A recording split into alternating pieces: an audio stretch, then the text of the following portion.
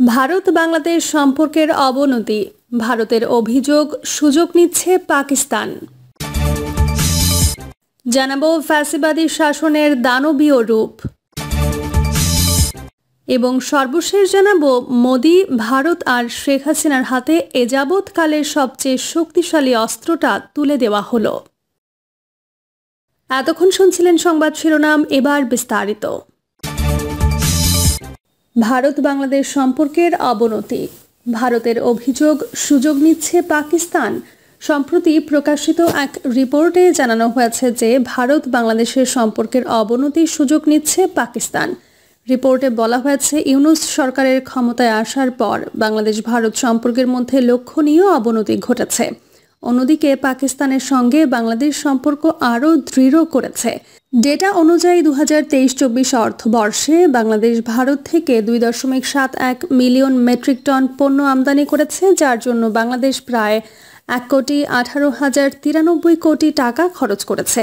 তবে 2024-25 অর্থবর্ষের প্রথম 6 মাসে ভারত থেকে আমদানি উল্লেখযোগ্যভাবে কমে 1.24 মিলিয়ন মেট্রিক টন হয়েছে, যার মূল্য 66,160 কোটি টাকা। অন্যদিকে পাকিস্তানের সঙ্গে বাংলাদেশের বাণিজ্য বেড়েছে।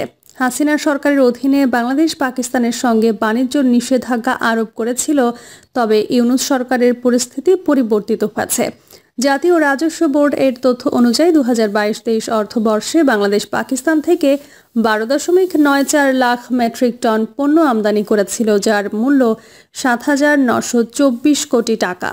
পরবর্তী অর্থবর্ষে 2023-24-এ পাকিস্তান থেকে আমদানি বেড়ে 19.31 লাখ মেট্রিক টন হয়েছে, যার মূল্য 9,129 কোটি টাকা। 2024-25 অর্থবর্ষের প্রথম 6 মাসে পাকিস্তান থেকে আমদানি 10.81 লাখ মেট্রিক টন হয়েছে। রিপোর্টে বলা হয়েছে যে পাকিস্তানে বাংলাদেশের রফতানি বাড়ছে। 2022-23 অর্থবর্ষে বাংলাদেশ পাকিস্তানে পণ্য রফতানি করে 831 কোটি টাকা বৈদেশিক মুদ্রা আয় করেছে, যদিও 2023-24 অর্থবর্ষে কিছুটা হ্রাস পেয়েছে। তবে চলতি অর্থবর্ষের প্রথম 6 মাসে রফতানি বেড়ে 475 কোটি টাকা হয়েছে। ভারত বাংলাদেশ সম্পর্কের টানাপোড়েনের মধ্যে এই বাণিজ্য প্রবণতা পাকিস্তানের সঙ্গে বাংলাদেশের ক্রমবর্ধমান অর্থনৈতিক সম্পর্কের ইঙ্গিত দেয়। ফ্যাসিবাদী শাসনের দানবীয় রূপ, মোটা দাগে বলতে গেলে এই 54 বছরে বাংলাদেশকে শাসন করেছে মূলত 3টি দল: আওয়ামী লীগ, বাংলাদেশ জাতীয়তাবাদী দল, জাতীয় পার্টি। আওয়ামী লীগের শাসনামল ছিল 26 বছরের মতো, বিএনপির শাসনামলের সময়সীমা ছিল 15 বছর। এরশাদের জাতীয় পার্টির শাসনকাল ছিল 6 বছর, তবে 15.5 বছর ধরে জাতীয় পার্টি আওয়ামী লীগের সহযোগী শক্তি হিসেবে ক্ষমতার অংশীদার ছিল। অন্যদিকে জামায়াতে ইসলামী 2001 থেকে 2006 সাল পর্যন্ত বিএনপির সঙ্গে ক্ষমতার অংশীদার ছিল। এটা অস্বীকার করা যায় না, দেশের স্বাধীনতা লাভের আন্দোলনে আওয়ামী লীগের যথেষ্ট অবদান রয়েছে। তবে স্বাধীনতার ক্ষমতায় ঘিরে আওয়ামী লীগ সবসময়ই স্বৈরাচারের ভূমিকায় অবতীর্ণ হয়েছে। বিগত 16 বছরের কথাই ধরা যাক, এই সময় জুড়ে আওয়ামী লীগ স্বৈরতন্ত্র কায়েম করেছিল। তারা 2014 থেকে 2024 সাল পর্যন্ত জনগণের ম্যান্ডেট ছাড়াই জোর করে ক্ষমতা আঁকড়ে ধরে রেখেছিল। তাদের এই ক্ষমতার লোভ দেশের গণতান্ত্রিক সবে প্রতিষ্ঠানকে ধ্বংস করেছে। বিচার ও শাসন ব্যবস্থার কবর রচনা করেছিল দলটি।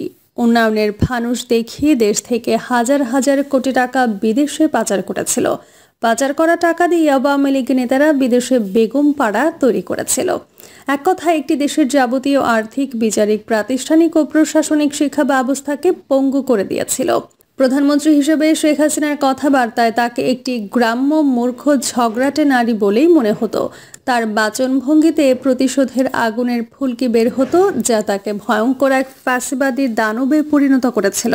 প্রধানমন্ত্রীর চেয়ারে বসে বিরোধী দলকে নির্মূল করার প্রকাশ্য ঘোষণা দিয়েছিলেন শেখ হাসিনা। তিনি দেশবাসীকে ভারতীয় দাস বানানোর সর্বাত্মক চেষ্টা করেছিলেন। তার এই চেষ্টা সফল করতে প্রধান বিরোধী রাজনৈতিক দল ও প্রতিবাদী জনগোষ্ঠীর বিরুদ্ধে রাষ্ট্রীয় সব যন্ত্র ব্যবহার করে গুম, খুন, হত্যা সহ সব ধরনের পদক্ষেপ গ্রহণ করেছিলেন, যাতে ভারত বিরোধী প্রতিবাদী কোনো শক্তি দেশে না থাকে। কেউ বিরোধিতা করলে তাকে আইন শৃঙ্খলা বাহিনী ও গোয়েন্দা সংস্থাগুলো দিয়ে গুম খুনের মতো ঘটনা অহরহ ঘটানো হয়েছে। তৈরি করা হয়েছিল কুখ্যাত ও ভয়ঙ্কর টর্চার সেল আয়নাঘর। এটি ছিল বিভীষিকাময় দুনিয়াবি জাহান্নাম। আওয়ামী লীগ ও ভারত বিরোধী ব্যক্তিদের এই জাহান্নামে ঢুকিয়ে অনেককে বছরের পর বছর আটকে রেখে নির্যাতন করা হতো। এদের অনেককেই হত্যা করে লাশ নদীতে ফেলে দেওয়া হয়েছে। শেখ হাসিনা দেশে তার বংশোদ্ভূত মিডিয়া সিন্ডিকেট তৈরি করেছিল, যাদের কাজ ছিল ফ্যাসিস্ট শেখ হাসিনার সরকার ও তাদের প্রভু ভারতের আধিপত্যবাদের পক্ষে সাফাই গাওয়া। এর বিনিময়ে তেলবাজ সম্পাদক ও সাংবাদিকরা সরকারের কাছ থেকে বিপুল অর্থ ও রাজুকের প্লট ও ফ্ল্যাট সহ নানা সুযোগ সুবিধা বাগিয়ে নিয়েছেন। বলা বাহুল্য, শেখ হাসিনা ও আওয়ামী লীগ ছিল ভারতের বিশ্বস্ত অনুচর। ভারতের এজেন্ডাই ছিল শেখ হাসিনার এজেন্ডা, আর এই এজেন্ডা বাস্তবায়ন করতে সাংবাদিক নামের পোষা এই গোলামরা। এসব পোশাক গোলাম অবশ্য ভারতীয় গোয়েন্দা সংস্থা র এর এজেন্ট হিসেবেই কাজ করতেন। র এর নেতৃত্বে বাংলাদেশের মাঝে মধ্যে জঙ্গি নাটক মঞ্চস্থ হতো। ভারত ও আওয়ামী লীগের এজেন্ডা বাস্তবায়ন করতে মাঝে মধ্যেই তারা এই নাটক মঞ্চায়ন করত, আর এই নাটকের পরিচালক ও প্রযোজক ছিল শেখ হাসিনা। অভিনেতা হিসেবে অভিনয় করতেন সাংবাদিক, পুলিশ ও র্যাব সহ বিভিন্ন বাহিনীর সদস্যরা। দেশের পুলিশ, বিজিবি, র্যাব ও আনসার বাহিনীকে শেখ হাসিনা দলীয় বাহিনীতে পরিণত করেছিলেন। দেশপ্রেমিক সেনাবাহিনীকে তারা আওয়ামী বাহিনী বানানোর সর্বাত্মক চেষ্টা চালিয়েছিল। ভারত বিরোধী সেনা কর্মকর্তাদের নির্মূল করতে ঘটানো হয় পিলখানা হত্যাকাণ্ড। সেনাবাহিনীর পেশাদারিত্বের কবর রচনা করেছিলেন শেখ হাসিনা। পুলিশ ও অন্যান্য বাহিনীতে গোপালগঞ্জ সহ বৃহত্তর ফরিদপুরের লোকজন দিয়ে ভরে ফেলা হয়েছিল। সিভিল প্রশাসনকেও একইভাবে সাজানো হয়েছিল। এভাবেই শেখ হাসিনা গত ১.৫ দশকে বাংলাদেশে ভয়ঙ্কর ফ্যাসিবাদী শাসন কায়েম করেছিলেন। তার এই ফ্যাসিবাদী শাসন অব্যাহত রাখতে সামনে রাখা হয়েছিল মুক্তিযুদ্ধের চেতনা নামের এক বয়ান, যার জাতাকলে নিষ্পেষিত হচ্ছিল বাংলাদেশের মানুষ। দেশের যে কোনো ঘটনায় শেখ হাসিনা ৭১কে সামনে নিয়ে আসতেন। ৭১কে পুঁজি করেই তারা নিজেদের প্রজেক্ট বাস্তবায়ন করতেন। বিরোধী দলের ওপর দমন পীড়ন চালাতেন। এইভাবেই দেশে বিভক্তির বীজ বপন করেছিল আওয়ামী লীগ। রাজাকার, যুদ্ধাপরাধী ও জঙ্গি ধোঁয়া তুলে দেশকে তারা ২ ভাগে বিভক্ত করেছিল।